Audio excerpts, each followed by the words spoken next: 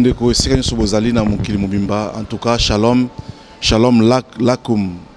Shalom lakum, ça veut dire que je donne shalom à tout le monde. Shalom lakum, wana na kihébreu balobaka shalom lakum. Na kiarabe balobaka wassalamu alaikum. Donc quand on dit wassalamu alaikum ou bien shalom lakum, ça veut dire que shalom wana to tient to pesa wana mutu nyonso. So on pesa wana mutu moko balobaka shalom shalom laken. Shalom obika shalom laken. Donc mais lakum ça veut dire à tout le monde. Bon alors lelo tous en pour ça ko kota makamwana te esika so bozali aux États-Unis, Londres, Paris, Bruxelles, esika o nazali Kinshasa partout bozolanda ngai nazande ko na bino rabbin Ramazani nzambatie mulimu pa na ngai pona mika ko expliquer tozoko pesa thème na biso lelo ezali Dieu au féminin. Bon, Tonito Mekako Limbolelo Kwango, comment Bible les a conjugué Dieu au féminin dans Genèse 3, verset 15. Donc, Genèse 3, verset 15, Tonito Ebanon, pourquoi Bible est conjugué Dieu, la femme, cette femme-là que la Bible dit dans Genèse 3, verset 15, tous en pour le loto Mekako ko développer ko dénuer parce que balobi que au temps de la fin et là mon côté o eko zala zipama nyonso eko zala polele mutu nyonso akoyeba vérité en Nzambe. Bolelo ndeko na bino rabbin Ramazani rempli du Saint-Esprit parce que sans le Saint-Esprit mon frère, ma soeur, comme je le dis toujours, tu ne peux pas arriver à déchiffrer cette écriture parce que la Bible déclare que l'écriture tue mais l'esprit vivifie. Donc il n'y a que des hommes de l'esprit qui sont capables d'éclairer cette écriture qu'on nous donne et qu'on dit le pain pour que cette écriture ait même bomoi et pas sa bomoi et pas abattu. Le autre autant dans Genèse 3 verset 15 et lingi kolobaboy. Bon toba na momuke na Genèse 3 verset 14. Alors le Seigneur Dieu dit au serpent, puisque tu as fait cela, je te maudis. Celle de tous les animaux, tu devras ramper sur ton ventre et manger de la poussière tous les jours de ta vie. Je mettrai l'hostilité, l'inimitié entre la femme et toi, entre ta descendance et la tienne. La sienne t'écrasera la tête, tandis que tu le mordras au talon. Wana ezana version mususu tomiki kuna kufungana na Louis II. Na Louis II parce que na Louis II ezolo baka même au clair. Tomani toujours na Genèse 3 verset 14 et lobi l'Éternel Dieu dit au serpent, puisque tu as fait cela, tu seras maudit entre tout le bétail et entre tous les animaux des chats. Tu marcheras sur ton ventre et tu mangeras de la poussière tous les jours de ta vie. Je mettrai inimitié entre toi et la femme, entre ta postérité et sa postérité. Celui-ci t'écrasera la tête et tu lui blesseras les talons. Bon, ndeko nangai lelo to mikiko to limbola wana to zamposa to iba na Genèse 3 verset 15, c'est lui qu'on appelle la femme. Mais moi, je dis que non, je suis en train de la femme c'est qui? Mais le problème dans les alindés, to zamposa to iba pourquoi Bible zobenga femme wana? Celui qui tali bien Eza Ève. Parce que Ève, dans Genèse 3, verset 1, quand Satan a latin autres serpent, a se déguisé, a yé pas serpent, et serpent a yé pas Ève, a yaki pour ayako kotia doute na parole de Dieu et pas Ève. Ève peut andimela qui Satan, et pourtant Nzambe a ebisaki Ève na Adam. Vous pouvez manger l'arbre nyons au beaucoup dans la jardin d'Éden, mais à ce qui concerne l'arbre de connaissance du bien et du mal, boza défendu il y a colia arbre wana il y a fruit arbre wana bon est-ce que surtout tout bien vraiment est-ce que fruit so oliga fruit lelo et comme ma problème et comme ma lisum na bomo mutu heureusement que bible les a codé et singa suko batu bazana mulimo ba décoder depuis to kola nane to komi mikolo boye batu nyonso baloba bakanisa kaka makambo keno fruit et pourtant fruit wana il faut to ba fruit wana za nini et comme moment oyo na temps de la fin oyo batu nyonso ba ke fruit wana ezalaki nini mbuma wana batu epele ba interpréter na modèle ebelé mais lelo par la grâce de Dieu et par la connaissance que Dieu a donnée au rabbin Rama, le Nazaréen, on arrivera même à comprendre le fruit là c'était quoi.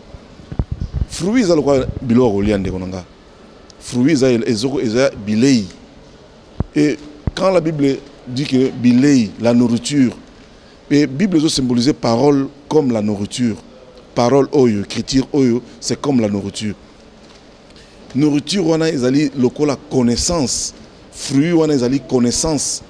Ça veut dire que Nzambe apekisaki Adam na Ève ba tia matoi na bango ba yoka connaissance ya Satan parce que Satan a komemela bango philosophie oyo et philosophie ezali quoi science oyo ezomema doute na kata parole de Dieu. Ça veut dire que science na parole de Dieu eza deux nourritures différentes. Alors, science, ils ont même doute dans la parole de Dieu. Parce que science a prouvé au noir sur blanc que ceux qui ont eu l'eau boyé et que ça l'eau boyé. Mais la parole, ils ont même la foi. Donc, c'est bateau qu'on dit ma parole, ils ont bateau dans la foi. Et c'est dans la foi que Dieu opère. Et alors, le problème, c'est que la désobéissance il y a Adam et Ève et cela qui que Nzambe a bengana Adam na Ève na katasphère et il y a Eden basé sur la protection Nzambe té alors Nzambe a lobi bon comme aïbsi serpent lokola yo serpent au komisinga Nzambe muta lokuta ça veut dire yo diable parce que le serpent là c'est un animal. Serpent azali animal. Sauf tant dans Apocalypse 12, verset 10, on comprend que non, le serpent là c'était lui-même le dragon. Le dragon c'est lui-même le Satan. Il est Satan. Satan a se déguisé dans un animal de façon à communiquer par Ève. À communiquer message naïe, parole naïe, parole oyo et où t'as qui pas Satan et même koufa na kata mukilo. Bon, ça total bien. Makam oyo Adam et Ève va salaki. Ba désobéissaki na parole de Dieu. Nzambe azana posé batoyo ba kotika na kata obéissance à parole na ye. Alors c'est pourquoi dans Genèse 3 verset 15 kolo yemoko il fallait sukoyo ala tanzoto aya na kata mukili yo en forme ya mutu toujours neto lo bakake sotali otie mwasi na mobali okobenga bango batu. So otali mwasi obenge mutu so bengi otali pe nani mobali obenge pe mutu mais mutu au féminin mutu au masculin ne Bible zo benga wasko le Dieu là la femme au masculin Dieu au masculin et Dieu au féminin donc la femme que vous voyez ici dans Genèse 3 c'est toujours Dieu lui-même mais cette fois-ci, il y a une forme, il y a féminin. Parce que, ce total, il bandeko, et si bozali, bolingo, maman bazarango, envers biso batu, et ça bolingo mo makasi. Alors, il fallait ce que moi si, Dieu, qui est Dieu toujours, mais n'a pas conjugué au féminin, a une obéissance. Parce que obéissance est pesamela na basi. Moi si il faut vivre dans cette obéissance. C'est pourquoi moi na soto kiti moi na connaissance encore plus loin au komona que non tous les hommes de Dieu baza lokola baza basi nzambe. Baza basi nzambe.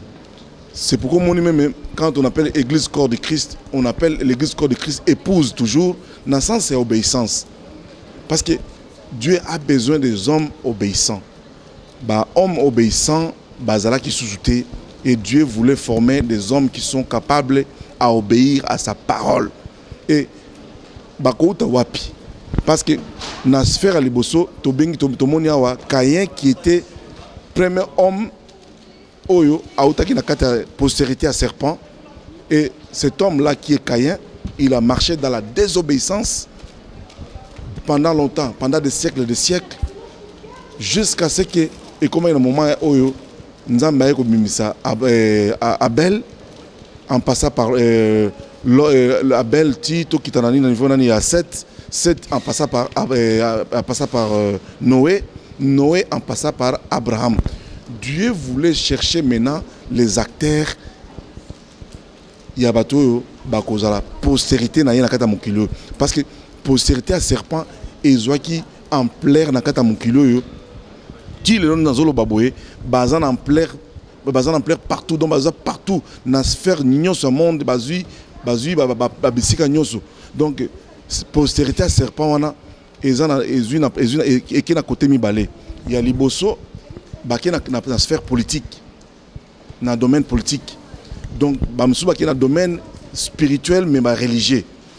Alors Satan a précédé déjà Nzambé a formé déjà Batu au bazar en fait des hommes, je dis les hommes qui sont spirituels mais sataniques, des hommes spirituels sataniques oyo baza ko tambusa makambu nyonso na mukili mais na deux principes. Donc bamsou baki côté il y a religion, ce sont des hommes spirituels, des religieux, ce sont des hommes spirituels mais sataniques parce qu'ils croient à ce qu'ils ne connaissent pas. Donc bazo croire en elo ba yebité.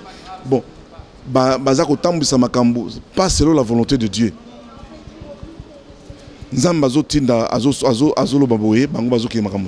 Alors Dieu voulait former des hommes qui doivent obéir à sa parole. Et le premier acteur, c'était Abraham. Alors Dieu est venu à Abraham, il a dit dans Abraham, dans Genèse 15, verset 1. Tout dans Genèse 12, verset 1. L'Éternel dit à Abraham, va-t'en de ton pays, de ta patrie et de la maison de ton père, dans le pays que je te montrerai. Je ferai de toi une grande nation, et je te bénirai, et je rendrai ton nom grand, et tu seras une source de bénédiction. Je bénirai ceux qui te béniront, et je maudirai ceux qui te maudiront. Et toutes les familles de la terre seront bénies en toi. Le premier acteur, c'était Abraham. Pourquoi tu es acteur? Parce que tant que nous avons la prophétie, on a le Genèse 3, verset 15, c'est la première prophétie en Zambé. Tant que nous avons accomplir parole naïe. Il fallait accomplir parole naïe, c'était Abraham. Et tant que abimé Abraham, Aïbisi Makambo tout autant il y a en Genèse 12 verset 1 jusqu'à 3 Aïbisi Nenge Bakutamboula naïe. Donc acteur à liboso Abraham. C'est dans Abraham maintenant Abraham il fallait engendrer ce que postérité oyo bozomo dans la Genèse 3 verset 15. Abraham yende mutufas ko a engendré postérité wana ya femme. C'est pourquoi tu vois que bazobenga Jésus-Christ fils de David, fils d'Abraham. Bon, bino nangai toza wana toza kolanda bien. Boye bisanga place ni monaki qui Abraham abotaki Jésus-Christ. Et ils allaient accomplissement ya parole oyo ya Genèse 3 verset 15, postérité de la femme. Alors, tango Nzambe aibisi Abraham na Genèse 12 verset 1 jusqu'à 3 que il sortira des nations. Oyo bakozala na bakotambusa mokili oyo mais postérité wana oyo kuta na kata Abraham ekozala postérité ya bato oyo bakotambola na obéissance. Souvent postérité à serpent ezo combattre ba homme modèle oyo. Alors surtout kiti na Genèse 15 verset 1 verset 1 to na verset 1 Je vais lire au nom du Seigneur. Après ces événements, la parole de l'Éternel fut adressée à Abraham dans une vision. Et il dit, Abraham, ne crains point, je suis ton bouclier et ta récompense sera très grande. Abraham répondit, Seigneur éternel, que me donnerais-tu? Je m'en vais sans enfant. Et l'héritier de ma maison, c'est Eliezer de Damas. Donc, Nzambe aye koyebisa Abraham que non akozala bouclier na ye akobatela ye mais awa Abraham abandi koselama te. Abraham alobi bo nga nakomokenda mobange mais eloko oyebisaki ke ngai nakobota libota postérité na ngai mais nazomona yango te mpo nakomokenda mobange nakomi na 100 ans mwasi na nga komi na 90 ans siko nakobota postérité yango na modele nini. Nzambe ayebisi ke ye Abraham akomoyebisa Nzambe ke non azwa nani domestique na ye serviteur na ye Eliezer ye akoma héritier, il y a promesse, il y a prophétie à Genèse 3 verset 15. Dans Genèse 3 et dans Genèse 15 verset 3 et Abraham dit, voici tu m'as pas donné de postérité et celui qui est né dans ma maison sera mon héritier. Voilà ce que la réponse à Nzambe. Alors la parole de l'Éternel lui fit adresser ainsi. Ce n'est pas lui qui sera ton héritier, mais c'est celui qui sortira de tes entrailles qui sera ton héritier. Celui qui sortira dans tes entrailles. Bon, au moment que Abraham na makanisina ya lobi ki non nani Eliezer de Damas comme ça il m'a comme héritier na postérité à Genèse 3 verset 15. Et pourtant Nzambe azolo belaye likambo oyo ezalaki prophétie oyo lingai ko s'accomplir plus tard. Mais Abraham a compris le langage de Nzambe te. Awa tozo expliquer mbangu na parce que tozo ki na sima tango mais oyo akolinga koyeba makambo vraiment très très bien toujours né na lobaka toujours bobenganga na 0032 493 810 476. Donc dans cet écran au comment numéro n'a pas apparaître place on a comme ça excusez-moi comme ça beaucoup y a tout solo le makambo na profondeur pour vous comprendre na minute le quoi tout ça si matango tout ça okende mbang pour vous comprendre et loko eza le solo Nzambe tozo beta pour que vous comprendre tozo que n'époque ni na moment ni tozo que makambo. Alors place où Nzambe parce que non ce n'est pas Eliezer de Damas qui sera ton héritier. Ça c'est donc héritier na yo akuta na kata chopo na yo dans tes entrailles. Alors Nzambe soit le bilikambu toujours à cela moi test pour comprendre à mon asoki mutu à comprendre le langage na ye. Aye ko mekasko Abraham et tokiti mo kesko natango Abraham Nzambe ko visiter sko Abraham. Alors bigwe mo na année na ye awa année oyo neti 2000 oyo 2014 na mois oyo ya novembre année prochaine na même date oyo likambo na yebisa ki wana ya kobota asara mwasi na yo akozala na zemi akobota mwana tango Nzambe ko visiter bongo na moment wana sikoyo il fallait que Isaac abotam Isaac tango toujours sauter hein toujours sauter parce que toujours ke mbang Isaac abotami Nzambe sikoyo ko sala test ya maloba ya ebisa ki ya prophétie ya liboso ya Genèse 3 verset 15 ayeko tuna Abraham alobi Abraham ayeko sala test soka mona kino Abraham azali acteur ya bato ba kotambola na obéissance na kata mukili. Obéissance à quoi? L'obéissance à sa parole. Ayeko sala test par Abraham alobi Abraham bonzela ngai mwana na yo ya likinda donc l'enfant que tu aimes ton unique. Vous avez Abraham sans qu'il a discuté parce que Nzambe alingaki asala test wana mona soki Abraham akozala acteur ya obéissance. Abraham n'a pas hésité hein. Nalobaka chaque fois batu oyo baza Nzambe batambola na makambo mibale Mutu Nzambe attend la obéissance, na amour vers son Dieu.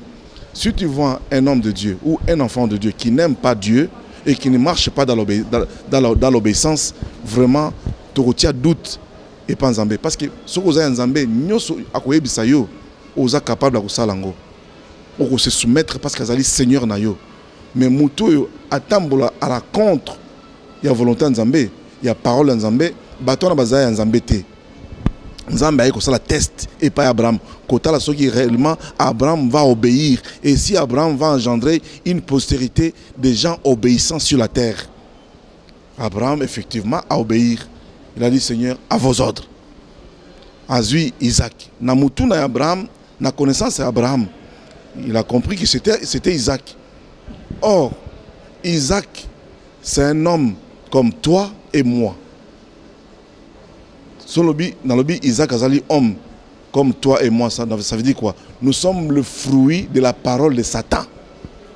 Toi et moi, nous sommes le fruit de la parole de Satan. Parce que c'est Satan qui est venu dire à Ève que Nzambazo Sabino, Boza capable, Yakobana kwa gendre Batou. Et Ève a mis en pratique cette parole. Et quand il a mis en pratique cette parole, a banni quoi gendre Batou, en commençant par Caïn. Si nan to comme na place Yozali Nangai, Tozali fruit à parole à Satan. Donc nous sommes le fruit du péché. Alors Isaac a ko matana kata tumbelote. Parce que l'obig aza mutu lokola yo nangadaza lokola ngana yo. Isaac n'allait pas monter sur la croix. Alors Isaac, c'est Isaac dans Genèse 22. Genèse 22. C'est Isaac qui dans Genèse 22. Torotanga place Genèse 22. Genèse 22, verset 7. Bande ko fungo la Bible place aux Ali. Genèse 22, verset 7. C'est Isaac qui a interpellé son papa. Mais d'abord, Abraham n'a pas compris le langage de Dieu. Mais c'est Isaac qui a interpellé son papa. Il dit, papa, je vais lire au nom du Seigneur. Isaac adressa la parole à son père, Abraham. Celui-ci lui répondit, oui, je t'écoute mon fils. Nous avons le feu et le bois, dit Isaac. Mais où est l'agneau pour le sacrifice? Où est l'agneau pour le sacrifice? Tu vois que non, prophétie à postérité, on a une femme, cette femme-là, que je dis Dieu conjugué au féminin, c'est Isaac qui a interpellé à son papa. Il dit, papa, toujours qu'il y a le sacrifice dans la montagne, mais nazo que na moni mbeli, na moni pe koni, mais ezo zangabiso eloko moko. Il nous manque l'agneau. Ah, tu vois que non, la femme qui va écraser la tête du serpent, c'était lui l'agneau. C'était lui l'agneau. Alors, aux hommes qui ont interpellé papa Naye, c'était Isaac.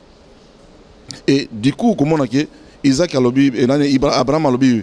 Abraham répondit dans Genèse 22, verset 8. Abraham répondit, mon fils, Dieu verra lui-même. Dieu veillera lui-même à procurer l'agneau. Dieu lui-même pourvoira à ce qui concerne l'agneau. Mais ngai d'abord naza mutoyo naza kokokisana no volonté nzambe. Abraham azaki acteur ya bato acteur ya bato ya mutoyo kwa gendre bato bakotambola na obéissance. Ce que nous avons utilisé dans le désordre, c'est parce qu'il n'y a plus les hommes qui vivent, qui marchent dans l'obéissance à la parole de Dieu.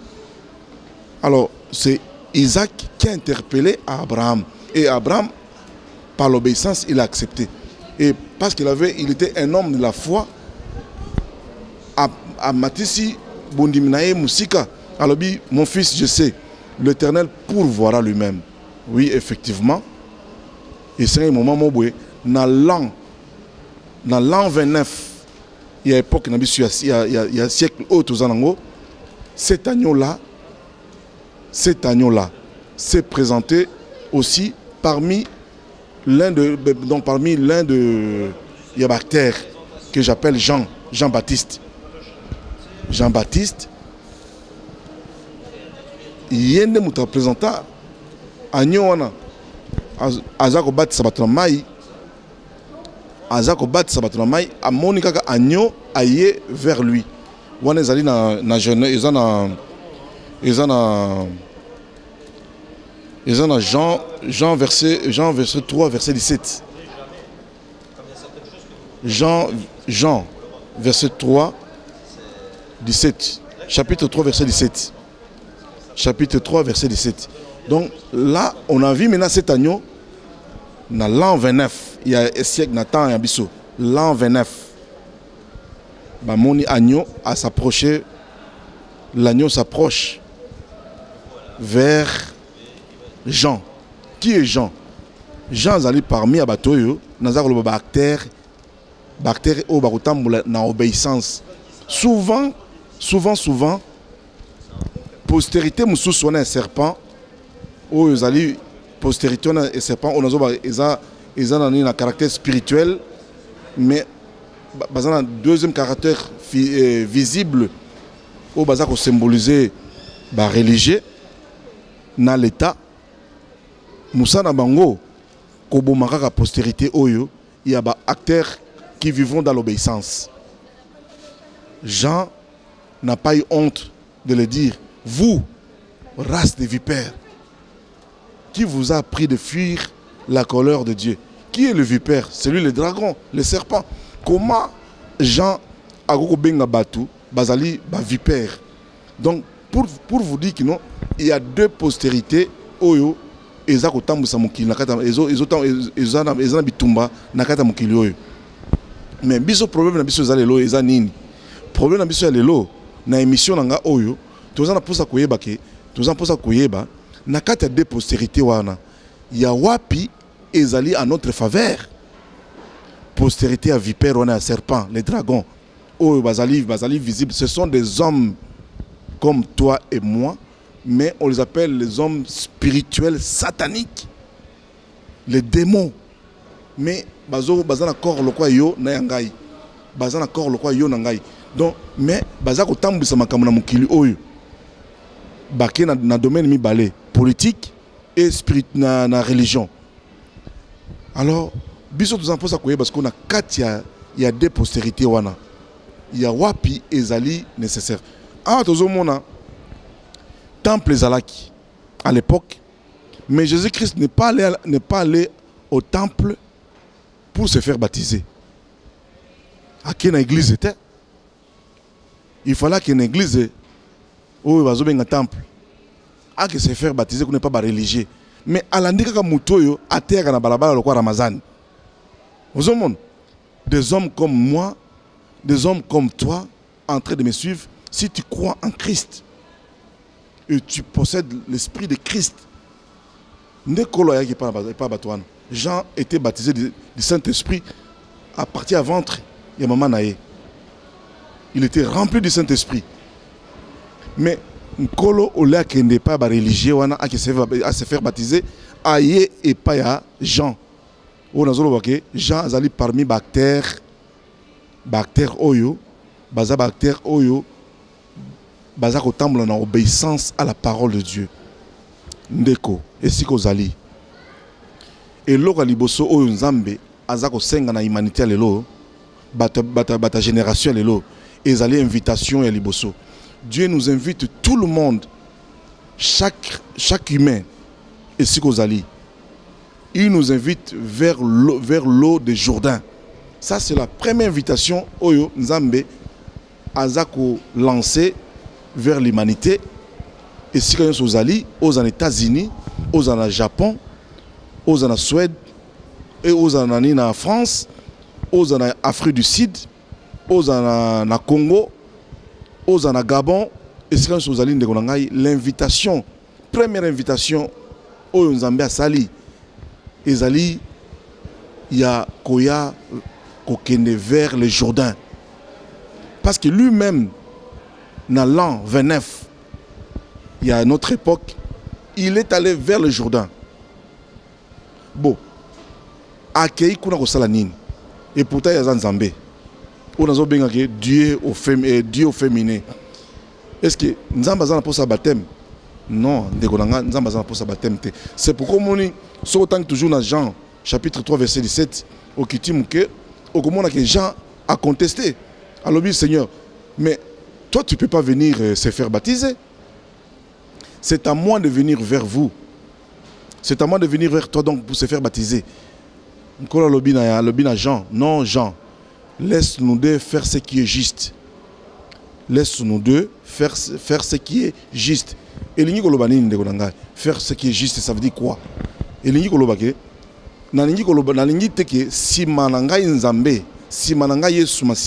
moi je suis le chemin, la vie et la vérité.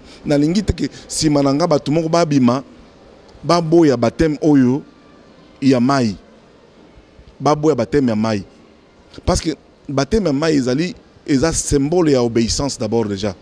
Muto akoboya kozwa baptême ya mai aza lokola muto aza postérité à serpent. Parce que postérité à serpent instaura le système ya baptême. Oh, ils ont baptême il y a Jourdain. Postérité à serpent. Il y a bango pe ba instauré, il y a bango pe baptême. Aux hommes va désobéir toujours la parole de Dieu. La parole de Dieu dit que tout le monde doit aller d'abord au Jourdain, vers le Jourdain. Vers le Jourdain. Pourquoi? Parce que la Bible dit que non, les hommes de Dieu qui sont les acteurs de l'obéissance, ce sont eux qui vont baptiser d'eau. Ce sont eux qui vont nous baptiser d'eau. Mais à ce qui concerne le baptême du Saint-Esprit, c'est le ciel, c'est Christ lui-même qui nous baptisera du Saint-Esprit. C'est pourquoi Jean a dit ça. Alors, celui-là, voici l'agneau qui ôte les péchés du monde. L'agneau qui ôte les péchés du monde.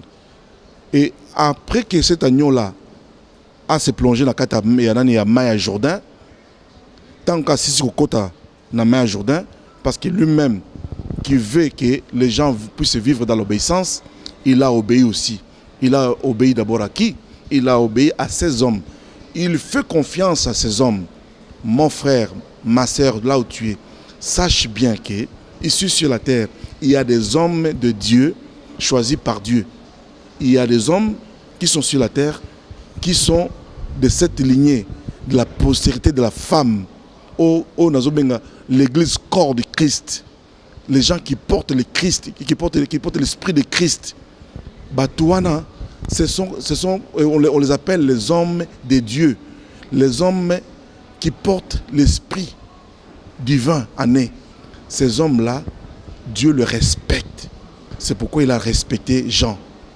Et il veut que tout homme commence à obéir d'abord. Parce que ce n'est pas facile hein, à un ministre, à un roi, à un intello, à un Jourdain. Ce n'est pas facile. Hein? Or, nous avons pour ça d'abord, que l'humilité précède la gloire. Quel que soit votre rang, mon frère, là où tu es, que tu sois ministre, que tu sois abbé, monseigneur, je ne sais pas qui, mon frère, ma soeur, que tu sois sœur religieuse, catholique ou bouddhiste, je ne sais pas qui, musulman, mon frère, Dieu nous invite. Première invitation en Guana. Alors, maintenant ici, parce qu'à l'époque, pour que Moutoua qui est dans le temple, il faut aller juif. Mais maintenant ici, cette postérité de la femme, tant que moi suis en Samaria, ce n'est ni sur la montagne ou na wapi, ne va adorer Nzambe sikoyo. Parce que ba juif, banda ko boya Moutoua za juif était, azan droit que na temple était. Bakanesi que non, pour nous la prière, il faut que na temple. Ndeko nanga moko boya za na Bruxelles awa, aza ko yebisa batu baki na temple te. Quelque part, azana bo fungula mime esenga Rabé Ramazani a fungula et pour comprendre et enseignement oyo bien. Ndeko siko zali na kotanga kombo na yote mais mukilise yebi o mwandambu. Et siko zali yaka et pas rabbin parce que tous ont le même esprit mais tous ont un terrain moko mais tous ont une idéologie différemment. Mais idéologie c'est ça moko. Mais enseignement et c'est un mutu abakisa la connaissance pour comprendre ndeko na ngai on a za koloba awa moi yesu ayebisaki mwasi wana Mosamaria et kozala susu kaka te na kata temple te pour na adorer Nzambe. Tu peux adorer Dieu partout. Alors cette femme là que la Bible appelle dans Genèse 3 verset 15, c'est un Dieu que j'appelle Dieu au féminin. Cette femme là que j'appelle Dieu au féminin, c'est le Dieu de tout le monde. C'est le Dieu d'Abraham, c'est le Dieu d'Isaac et de Jacob. Tu verras que dans Genèse 49, verset 40, dans Genèse 49, verset 10, que Jacob a émis le jour que vous verrez Shiloh, Shiloh ça veut dire, hein, Shiloh, vous avez la révélation, vous comprenez que Rabbi Rama a la révélation. Je suis animé par le Saint-Esprit. Shiloh ça veut dire acquis de droit. Le mot Shiloh ça veut dire acquis de droit. Jour où on a acquis de droit, abimeli bino, besoin bâton de commandement dans Genèse 49 verset 10. Pour remettre Shiloh parce que makambutu yem ta kotambisa mais ba religieux ba boya ki kozongisa bateau de commandement et pas Shiloh. Ba religieux ba kalisi kino aye ko bebisa kope na bango. Ba ke ko funda wapi. Et pas ya bateau yo batambola na bango en connivence on azo ba kino Satan, le dragon, Azako dirigé dans la sphère mi-balé, dans le domaine mi-balé, spirituel, au bazin na religieux, na César, que j'appelle l'État. Batouana, Baké ko fonde pas César, Babi, tout le monde monsieur mon yawa, aye ko bebi sa cop na biso. Kola lobi non, na ko bebi sa cop te. Bino bo sumo précédé ngai. Et puis boza ko tambola na obéissance à parole na ngai te. Ceux qui bozala qui kotambola na obéissance à parole na ngai, bolongo comprendre naza nani. Lokola bolingi koyoba pe makomi pété comme beaucoup de religieux qui n'aiment pas connaître les écritures, qui n'aiment pas sonder les écritures, basant kata désordre. Alors d'où mon boulot est kota qui place one. La femme tant qu'on va apparaître, il voulait mettre l'ordre. Il voulait engendrer des hommes qui vivront dans l'obéissance. L'obéissance à Dieu. Et première obéissance à Liboso, Ezali Onazoloba, baptême. Celui qui ne veut pas obéir, na baptême, il y a l'eau, na ya mouli musantu, batona va passer à côté. Le jugement commence par là. Si tu ne veux pas obéir, Nelo Liboso. Yango wana. Misusu wana o tika masumu ya muibi, tika basi, tika kotonda, tika komela masanga, eza masumu susu. Masumu Liboso o bazomenga iniquité, o ekozala condamnable ya Liboso ezali yango. Celui qui va accepter cette invitation de se renaître à cette postérité de la femme, celui-là ne passera plus au jugement. Le jugement commence par là. Mais d'abord, le premier masumu ya mutu. Parce que c'est la première prophétie en Zambé, et puis première parole en Zambé, puis premier commandement en Zambé, où ils ont englobé Bible et Mobimba. Celui qui ne veut pas se renaître à cette postérité de la femme, ça veut dire qu'aux la postérité, il y a serpent. Et vous savez le sort. Il y a dragon qui est le serpent. Avec ceux-là qui écouteront la parole, il y a prophétie, il y a dragon, lokola Ève. Le long, nous avons banga pasteur rebelle, baza sous domination parole, il y a parole, il y a serpent qui est le dragon. Baza na obéissance, il y a parole à serpent. Ba format moi l'église na bango, balingi bato mususu ba comme ba pasteur te, balingi bato mususu ba yembela Nzambe te. Donc mutu moko kanda za na droit ko yembela Nzambe, mutu moko ndaza na droit ko teya. Okomo na église bato baza soki 50 ou 2000 personnes, mutu moko nda teya kaka. Likama nana lobaki yonde mutu zaka postérité à femme. Postérité de la femme, tout le monde a droit de prêcher la bonne nouvelle. Postérité de la femme, Dieu voulait que deux postérités et ça la face et ça la tête à tête.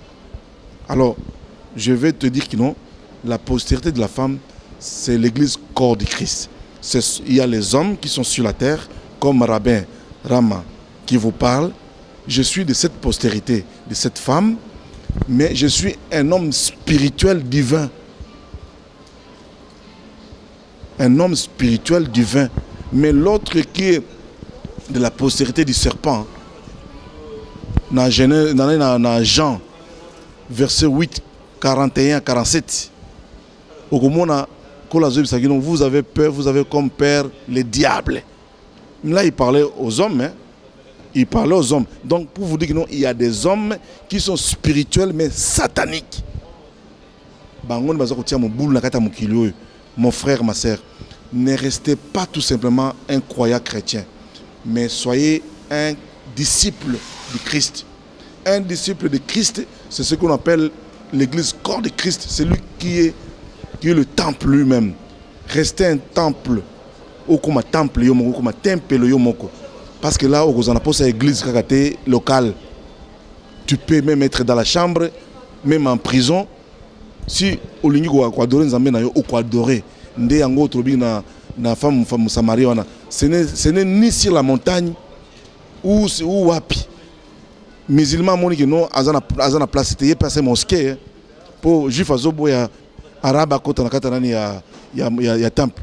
Il y a ces mosquées. Mon frère, la religion ne te sauvera pas.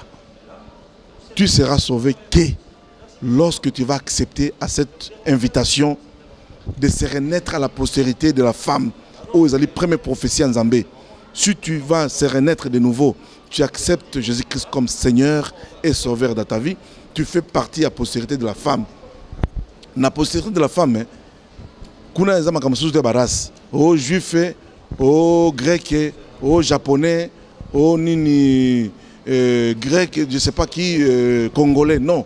Kuna balobi quiconque, dans Jean 3, 16, quiconque, oh akondima, d'abord, invitation à se renaître de nouveau, à comme membre dans une congrégation, il y a des hommes célestes qui vivent sur la terre, les hommes spirituels divins, qui vont faire face aux hommes spirituels sataniques. Aux Jean-Baptiste, la race de vipères. Ndeko sikozali na tie makambo en bref na moni naza simatango moyena lo makambo nyo sozalité benga na numéro oyo apparaît na 0032 493 810 476 benga na kimenyoso comme ça et si vous allez même na musika to aborder sujet calmement problème ezali yangwana nde commencement ya bondimi yangwana. Tu dois être acteur et bah, homme obéissant comme Daniel. C'est un homme obéissant. Comme Jean, comme Pierre, Jean, Jacques, Matthieu, bah, homme obéissant. Église corps de Christ. Alors, Ramazan qui vous parle ici, je suis un homme obéissant. Je mets ma lampe sur la table pour éclairer cette écriture, pour que tout le monde a mon lumière. Parce que comme un moment où il y a soir, nous sommes au soir de l'humanité, la lumière de Dieu doit apparaître, doit éclairer tout le monde. Comme un moment où il y a dénuer la parole de Dieu. Que Dieu vous bénisse, que le Dieu de Ramazani a pas